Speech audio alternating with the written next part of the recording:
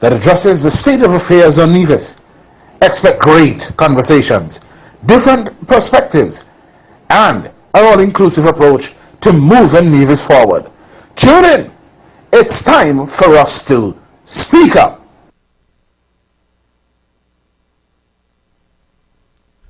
Those of us who are tuned into the St. Catherine's Palace One Radio, it is Thursday, and so it is another edition of Speak Up.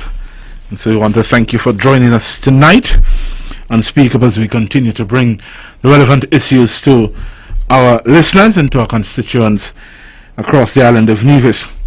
Of course, we begin, as always, taking the opportunity to say congratulations to those who are celebrating, be it a birthday or an anniversary or any significant milestone this week. We want to say congratulations to you, and of course, as always, we take the opportunity to extend our deepest and most sincere condolences to those who are suffering loss of loved ones or at the time grieving for whatever reason. As is the case, Jaedee Caines is alongside me for Speak Up tonight, and so good night, Jaedee. Good night, Rohan, and how are you doing? I am good. God is continually faithful to me, and I remain focused. Amen. So I'm good. Rohan, thank you very much. Good evening to everyone. We are here for another edition of Speak Up. As always, it's a pleasure.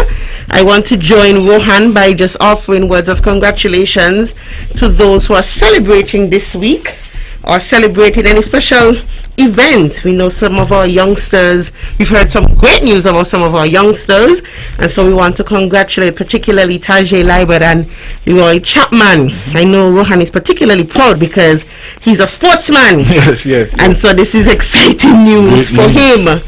Yes, I definitely want to join the entire Nivision community in offering words of congratulations to them. Now, Rohan, as always, we want to extend condolences as well to persons who may be mourning. I want to particularly single out Tessa Howell and her family. I'm told that her dad will be laid to rest on Saturday. I think on Saturday, yes, and I'm told that Chelsea will also be laid to rest this week. So I just want to again offer my deepest sympathies to the bereaved. Rohan, we have a lot to talk about this evening. Oh my, I was trying to share. For those of you who may not be aware, we are also on social media, and so I know you come week after week, you tune in via radio to hear us on Von Radio 860 AM or 93.7 FM, but we are also on social media, Von Radio's Facebook page as well as its YouTube channel. We have a packed show. Rohan, this week we had your voice with the NRP and you were actually featured. What was that experience like?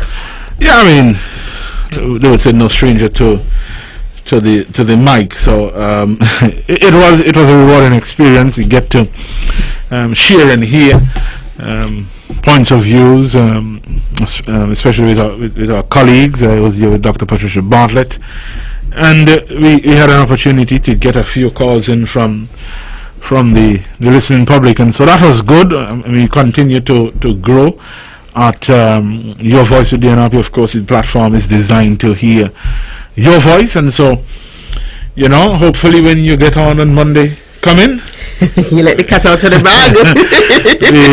we get a lot more calls, and so it's a work in progress. Yes. It's an opportunity to grow. It's an opportunity to learn, and I'm always grateful for any opportunity to better myself, and so that was a good opportunity. Yes, I thought that you and Dr. Patricia Bartlett did really well.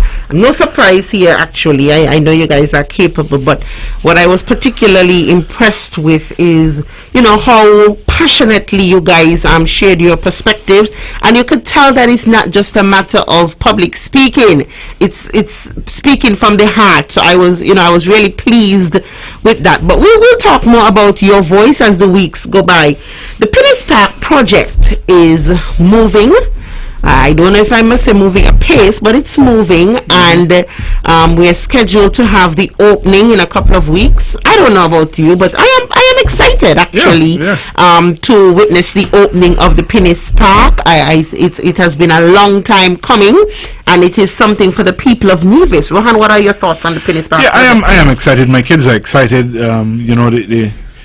They drive past there, and from a vantage point we can see some of the development. They're particularly excited to try out the new playground that is there for the children. Of course, we have seen work that the Taiwanese and countries in that part of the world have produced, and of course we see that it is high quality from the designs. We expect that it is going to be of the same level, and of course it is an opportunity for Nevisians to be able to gather in a singular space and have multiple activities, and hopefully that community spirit that we once had as a people can find its place again. So I am excited to see what it looks like, and I'm excited to make use of the facilities. And we are told that it's a joint partnership, it's a collaborative effort between the Republic of China on Taiwan and the Nevis Island administration, and that is true. That is 1,000% true that it's a collaboration. What we have not been told, though, is that the Republic of China on Taiwan would have expended significant sums, in the millions to be precise, and the local government would have invested just about 300,000, if my memory serves me right, according to a news item I heard right here on Von Radio, and if Von Radio reports it, I expect it to be true. So, and I think it was Eminem's voice, so I put it in the hot seat.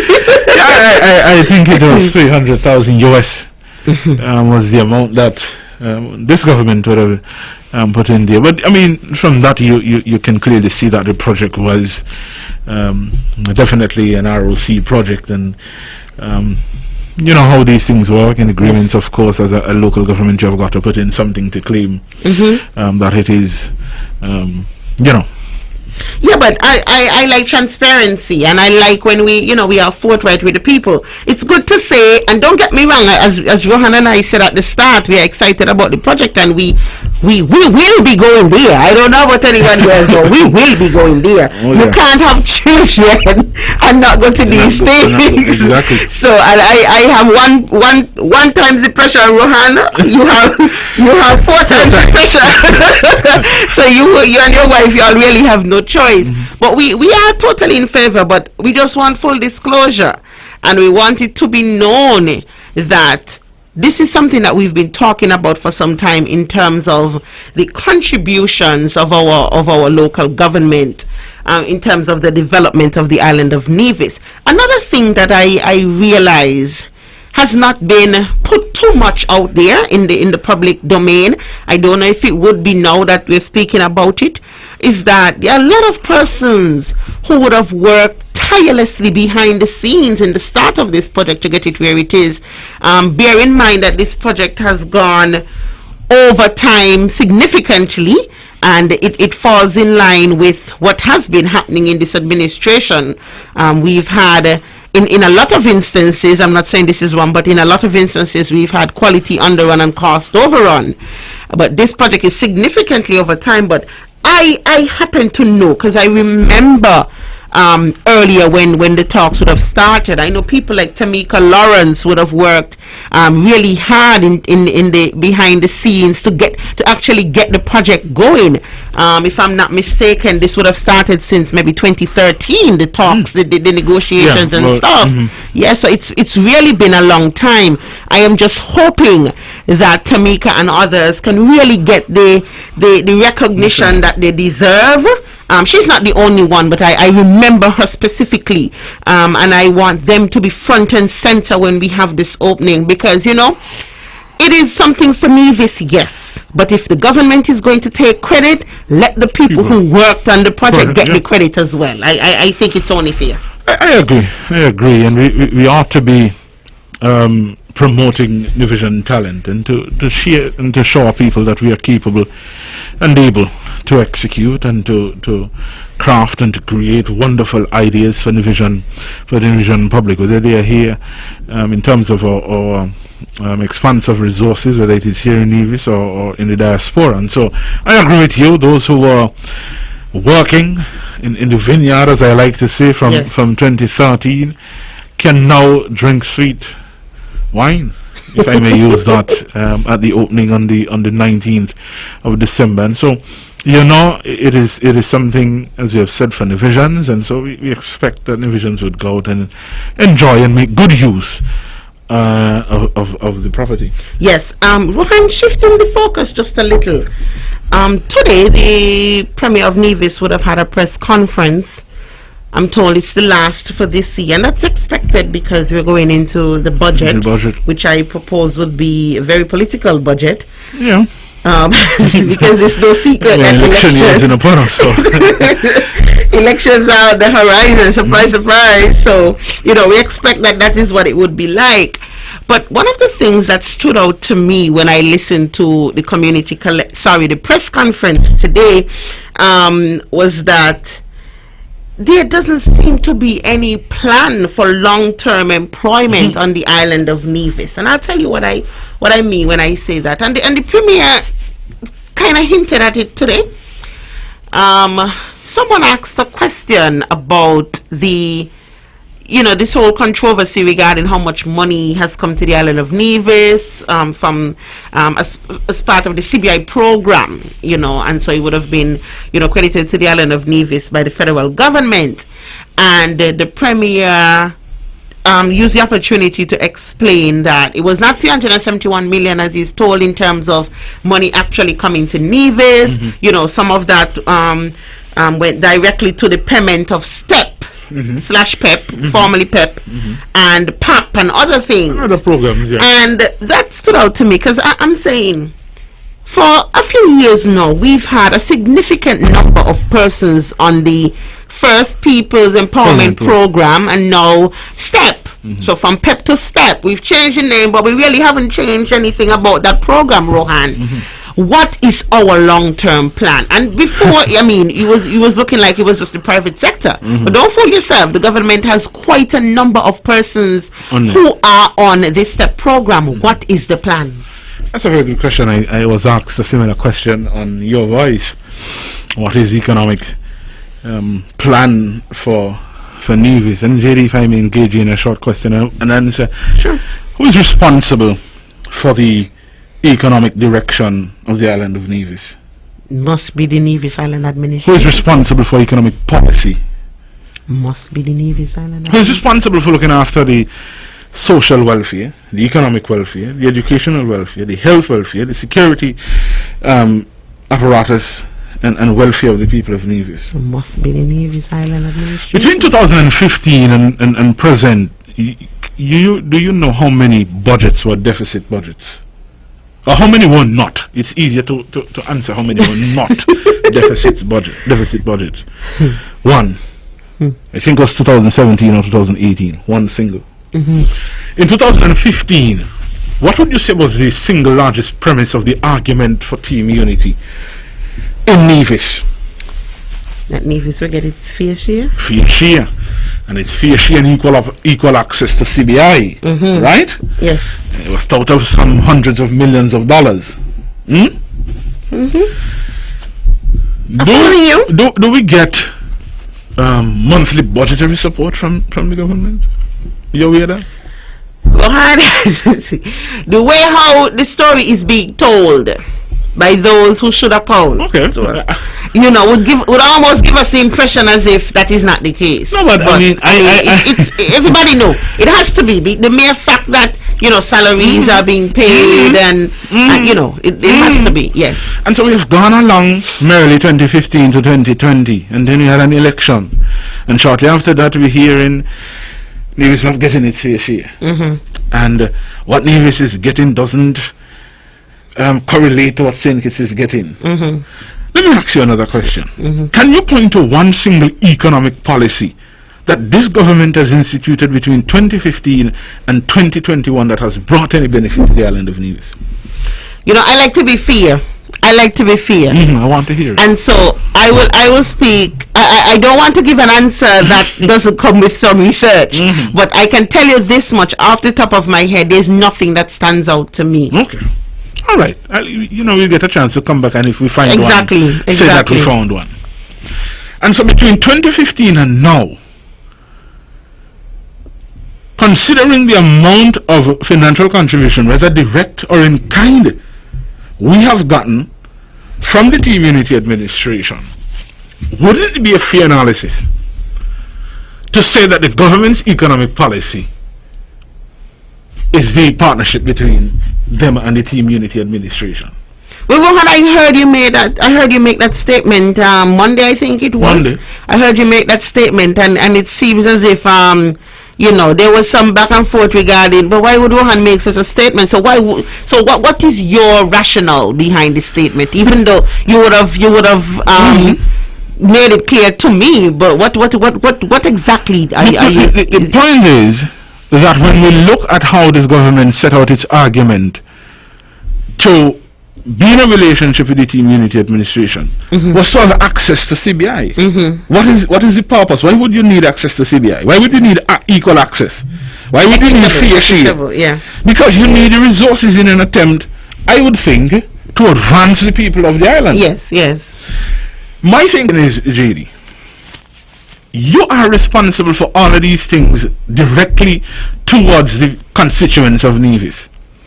If you are doing what you should do, if you are doing what you ought to do, then everything you get from the CBI is gravy. But that isn't the case. Okay. You have run deficit budgets from 2015 to 2020, save and except one.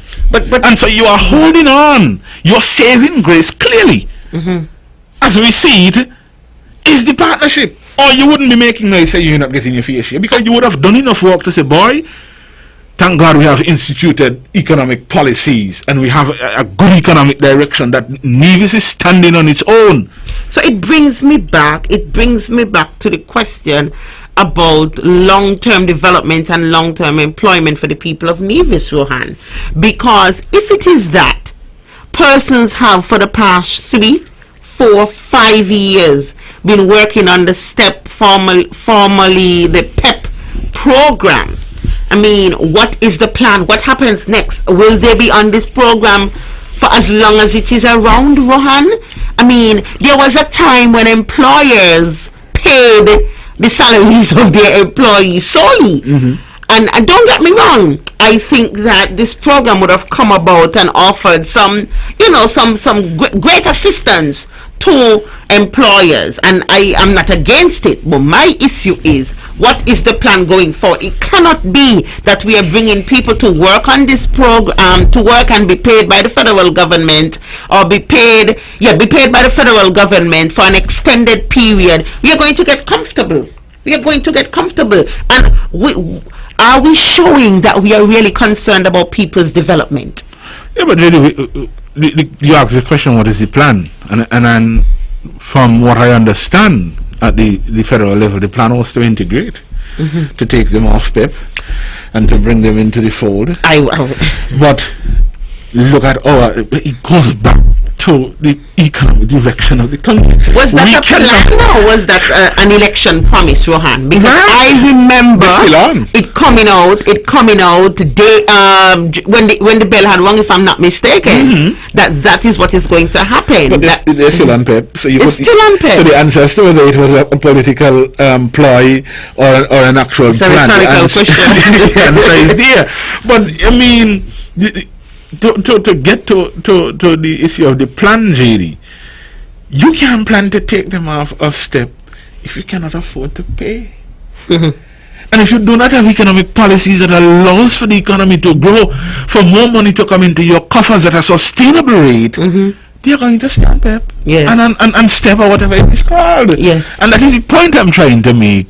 There is no policy plan, no economic policy plan that has been instituted by the government, save and except fair, share, and equal access. That is true. I agree with you 1,000%. Because I mean, I really listened to the Premier's press conference, and I really listened to it today, and I tried as much as possible to be objective. I was looking for, something that spoke to where do we go from here? What next? What can we look forward to? And I mean, yes, we can talk about the COVID-19 environment, but how much longer are we going to talk about COVID-19? People were unprepared before COVID-19. Yep.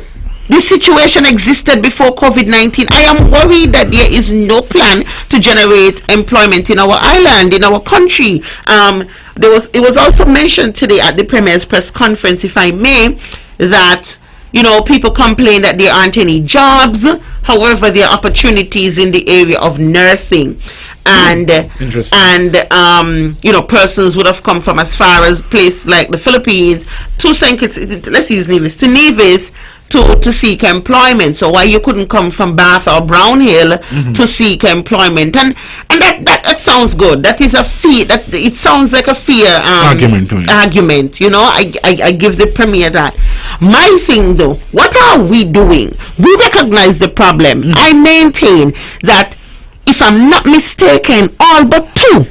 If it's not two, it's not very much more than two of our community health nurses are of retirement age. What is the plan?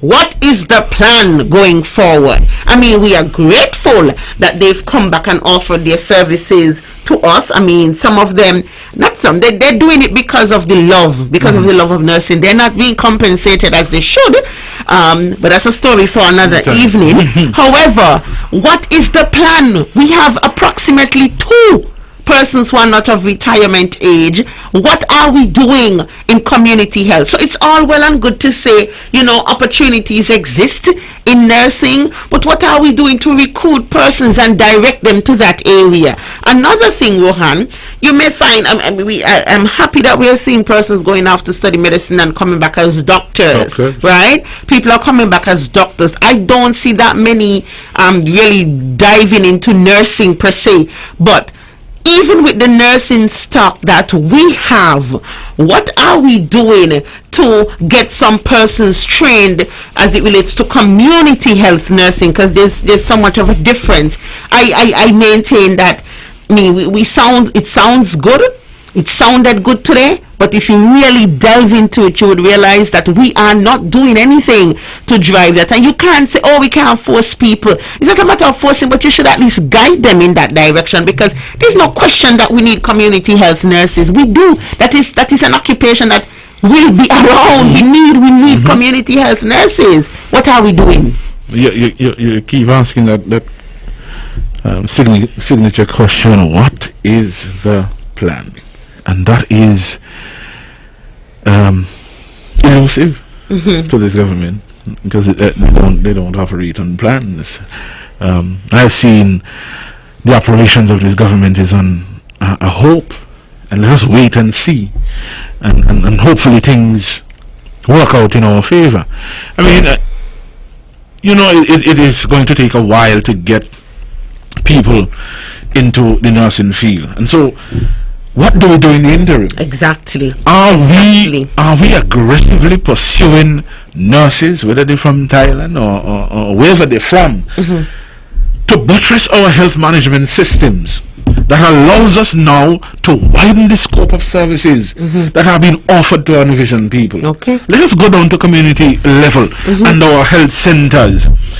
And you and I would have had conversations outside of Speak Up about services that can be rendered to the people in communities at the community level at the health centers. That isn't happening. Yes. And so we are putting all of the workload on the singular major facility we have at the Alexandra Hospital. Yes. And so our health management systems, we have got to take a deeper look at that. We have got to look at how do we expand our health resources, and that is why I have said to the party leader, the change of government, one of the things I'm putting on your desk is the Health and Human Services Complex in Gingerland. We have got to expand the services, and we do that, and one of the things we do, Jaedee, is to afford or to show people that they are more than just the nursing opportunities in health. That's okay, Rohan. I mean, there's need for engineers and, Yes. and clerical staff and support staff and all of these things.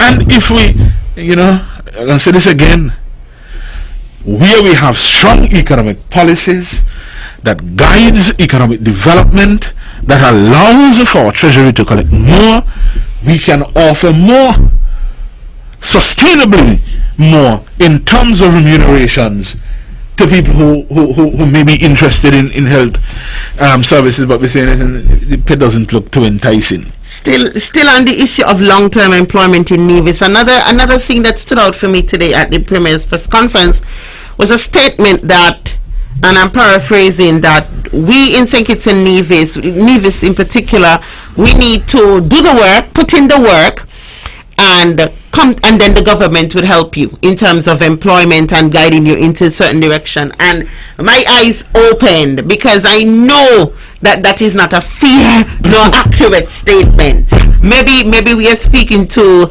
a selective few, but I know that is not true, because we have so many persons in Nevis who are trained, who have experience, years of work experience, and who are trained professionally in significant fields that the government can benefit from, but because of personal feelings and political affiliation, we tend not to look in the direction of these people. I know, I can speak to that. And so, I mean, when I heard the statement today, I said, I really need our people to not just take everything wholesale. Not even what I tell you. Don't just take what I tell you wholesale. Go and do some research. Speak to someone else, Read. One of the things I learned when I did one of my journalism classes was you must read across the media. Read across the media, and that simply means you don't just read what I say, nor do you read what I say and my competition says. You need to read what I say, what my competition says, and what the other people around us say who have no ties to neither myself nor my competition. You need to read across the media, and that is what we need to do here on the island of Nevis, Rohan. Surely that is why we are here to speak up. It gives you an opportunity to hear our side, and of course you have heard from that side, and as Jaedee would have said, you listen to people who, what do you say, have no horse in the race, but have information to share, and you're right when you said there's so many people. The reality is that there's so many people who would have gone off to university, or gone out, done some community college, and have some level of experience and expertise in certain areas, and yet can't find work. Rohan, we had another item that we wanted to touch on this evening, but the conversation around this has been so invigorating. We'll push that for another show. But as we wrap up, I want to take this opportunity to congratulate the 25 most remarkable teams for 2021. They are actually being named as we speak, because there's a ceremony happening in Bastia as we speak to honor them. I don't yet have the names of the divisions who are being awarded, but I'm told that we do have some divisions in the mix, as is always the case, and I just want to congratulate them in advance. Equally, I want to invite persons out on Saturday morning at 6 for a sumptuous breakfast put on by the NRP St. Paul's constituency group. We'll be right there at Boko Park. We have the best breakfast that you can find anywhere. I don't care what Rohan say about St. George's breakfast, but I want to encourage you to come. We have saltfish, we have liver, we have everything that you can think of. Breakfast with a difference. It's this Saturday, 6 a.m. at Boko Park. Rohan, your final word.